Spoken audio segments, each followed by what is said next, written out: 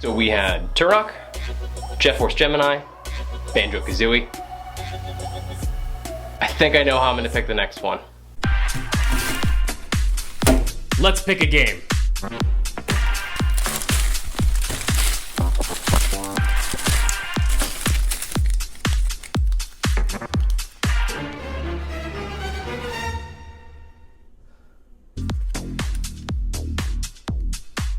Oh, thank God. Hi guys, welcome back to Good Game Gaming. I'm Jake, and today we're gonna go over Super Mario 64, the flagship title for the Nintendo 64.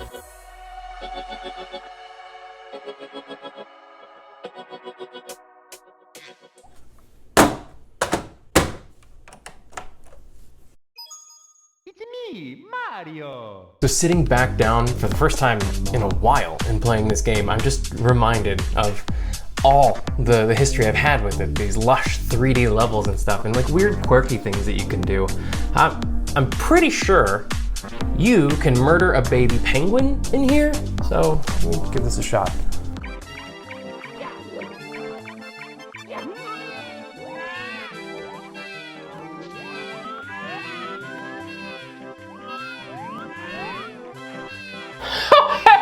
Hey, what are we doing here, kid? Well, it's either we do this.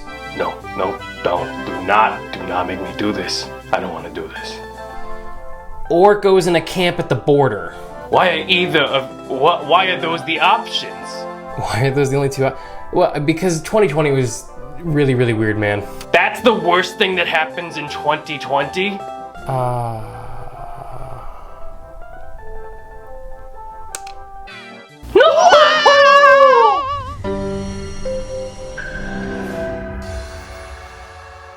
This game came out a quarter of a century ago, right? It's 2021, 1996, that's 25 years ago. The very first game that drew people into what a three-dimensional game could really be like. Whoa! What? Other 3D games had been attempted before this, but Super Mario 64 did pretty much every single thing better. Every single thing. It looked better, it felt better, it sounded better, it was more fun to play, it was more fun to play a lot, and it was family friendly, it was charming, it was great, it was so good.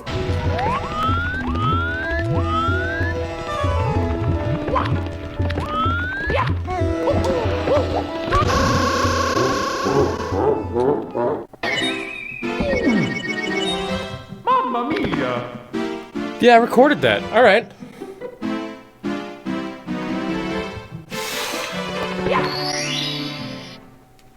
Super Mario 64 was launched on the Nintendo 64 in 1996 as its flagship cartridge. It was all over the box for the Nintendo 64. Some actually had the game bundled with it already. It was just everywhere. You couldn't escape it. And Nintendo knew what they were doing because that game was wonderfully done. Anyone who played the Nintendo 64 pretty much had Mario, played Mario, probably beat Mario. It wasn't a super difficult game. Beating it 100% was kind of challenging. I can go back and do it now in like a couple days though. It looks a lot like Banjo-Kazooie, but Banjo-Kazooie came afterwards, so Banjo-Kazooie looks a lot like Super Mario 64. There were a lot of things taken from that. It was a big, beautiful, kind of like open, massive worlds that you could go and explore, and the environments were just crazy different. And, you know, the hubs were generally pretty similar throughout the games. Banjo-Kazooie had more like pipes and stuff to explore, while Super Mario 64 was just, here's a castle, here's some paintings, jump in them and go. Man.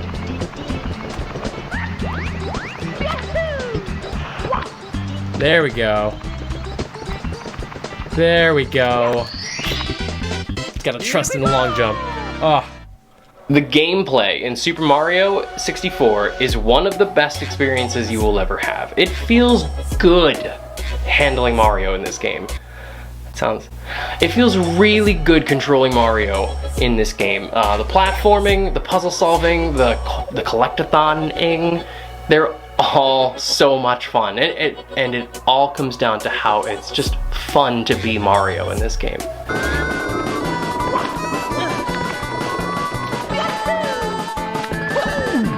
Oh!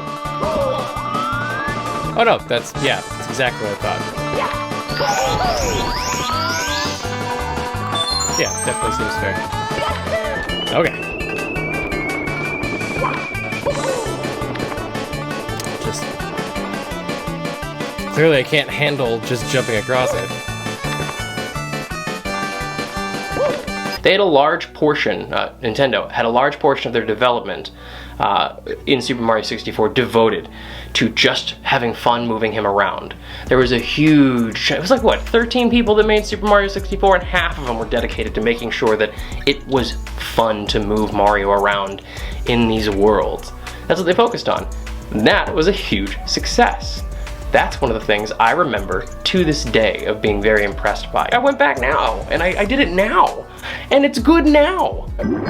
Nope, okay, it's not that one.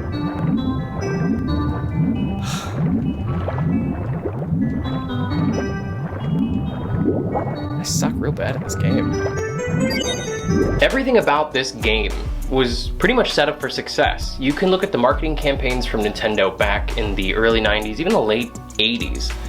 I always remember in the early 90s there was a Game Boy game, Super Mario and the 6 Golden Coins, and it was like Wario's face tripping out with like a weird hypnotic thing, and it's just great. But you see, I think it was in that one, there's some commercial where Mario jumps out of the television into like a 3D space, and they start setting up this idea, Nintendo did anyway, started setting up an idea of like Mario, but everywhere.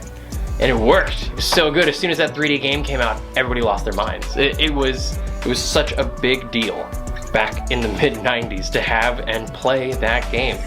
PlayStation people, when it came out, 1995? Well, great, you had Spyro the Dragon, 32-bit. Get out of here. I got Super Mario and 64-bit, baby. This is where the future is at. This is where gaming is going. Get out of here with your dual analog stuff. Final Fantasy VII next year? Who cares? Have you seen the overworld in that game? Look at Super Mario's overworld. Not even a competition. So Super Mario 64 benefits from a long history of games that introduce like mild puzzle solving with extraordinary platforming. And they did a really good job. It wasn't too hand-holdy. They had some moments where it was really boring where you had to actually read through text from a character because they didn't have voice lines yet. But when they guided your hand, just like in the very first couple of Mario games, they gave you like an introductory level. You know, you could die on it, it could be difficult, but it generally just guides you in the right direction. And from that point on, after the first star that you get in the game, there's no more hand-holding, and it says, if you can go here and get this many stars, you can go to whatever level. You can do whatever you want. You could try, and there's a clear progression in the game, but you don't have to take any specific path through this game at all. There's like a few. There's 3 or 4 different events that you have to get to and complete to unlock more levels. But once 7 or 8 levels are unlocked, you have a good like 3 hours of just, let's go over here. Okay, hated that. Let's go over here. Awesome, let's go over here. There's a monkey that steals your hat. What? That's real, that happens. That's a real thing. Sometimes you get lost in these levels' designs. They're very flushed out. They're very nice, they're aesthetically pleasing. There might be some obvious limitations to how a level can be made. For example, it's almost always a floating island in this game. They didn't have the hardware capable of like these expansive, vast oceans of playability. But what they put into those little islands floating in the sky, it's impressive how much content is there. There's one level, Tall Mountain, where it's the island in the sky thing again, right? But they have like small mushrooms also floating in the sky. The stems of the mushrooms go down into like what you would call a fog of war or something, where it would just drop down and you could like bounce across these mushrooms. You could fire a cannon off into the distance and get a star on the top of a mushroom, and it was super cool when you did it just right for the first time. There are few better feelings in video games than when you can like one-shot a star in Super Mario 64 straight out of a cannon. It's such a good feeling. Like with most N64 games, and I'm waiting to remember one that doesn't do this, underwater sucks. I don't know how best to put that. It's cool when you get a shell underwater because it speeds up your water movement, but like just it sucks in every single game that I've played so far. Underwater sucks. Even Kirby's Adventure on the NES, underwater sucks. Underwater sucks in Legend of Zelda. Underwater sucks in Turok. Everything. Underwater just sucks in these games, and I don't get why. So water levels suck.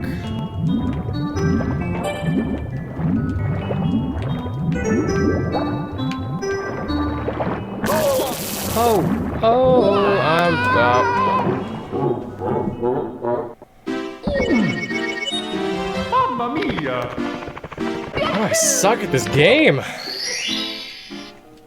Ah man, Underwater didn't get good until a couple years ago, actually. I'm thinking of Underwater, like Wave Race 64 doesn't count because that's on the water. But like even Monster Hunter Tri, that stuff from like the mid 2000s into the 2010s, Underwater sucked. Underwater has always sucked. I don't know why we can't get that stuff right, you know? The Underwater actually sucks so bad. The entire Underwater experience sucks so bad. When you push the B button, which normally on land, you like punch, you kick, you do all those types of things. Underwater, it does this like little grab animation. And the grab animation doesn't do anything to most things. There are little clams underwater that hurt you, doesn't do anything for that. There's seaweed and stuff, doesn't do anything for that. Coins, nothing. Enemies, nothing. Environment, nothing. There is one item you can get in the game, a green shell that is underwater. And if you use that move, you pick up the green shell and you go. Why? Why did you do that, Nintendo? It gives you the false idea that you could manipulate the game in some way. Still salty about it, quarter of a century later. Why'd you do that? Super Mario 64 is also home to some of the craziest speedrunning techniques I have ever seen. There's like a long jump, right? That, for some reason, is like one of the glitchiest things in the game, and you can just shoot up stairways, you can rocket into whatever. It's incredible how quickly people overcame so much.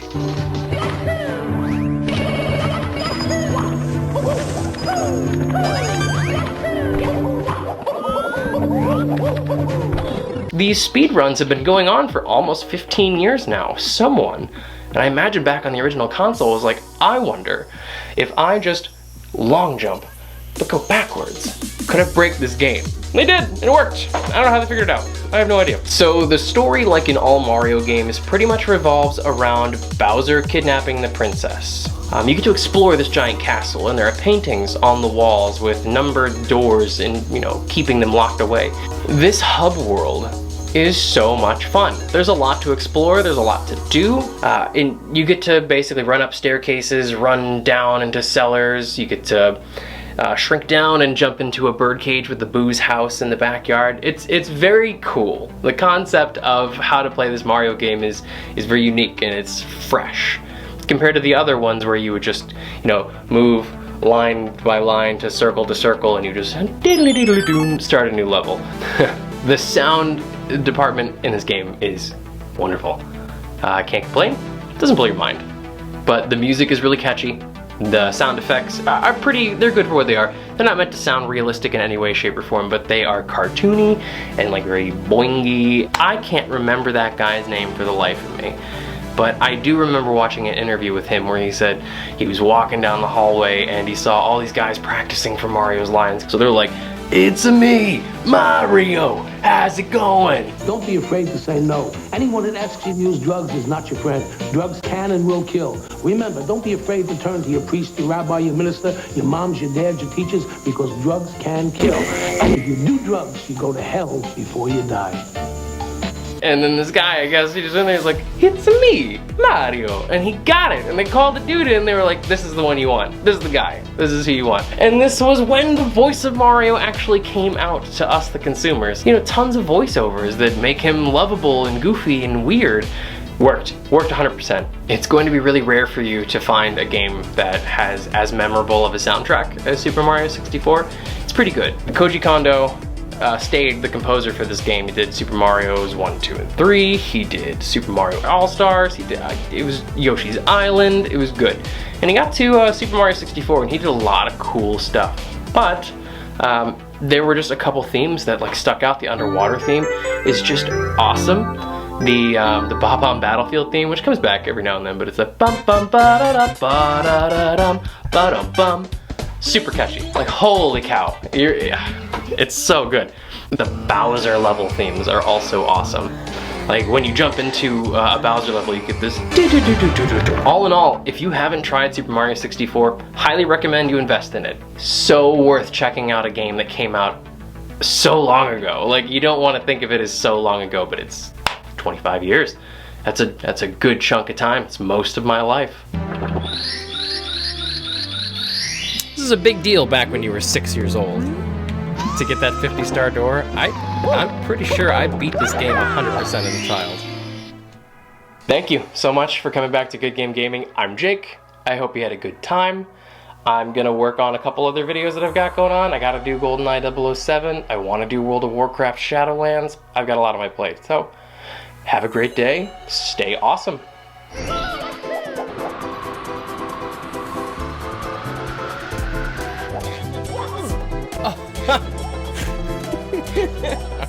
Well, all right.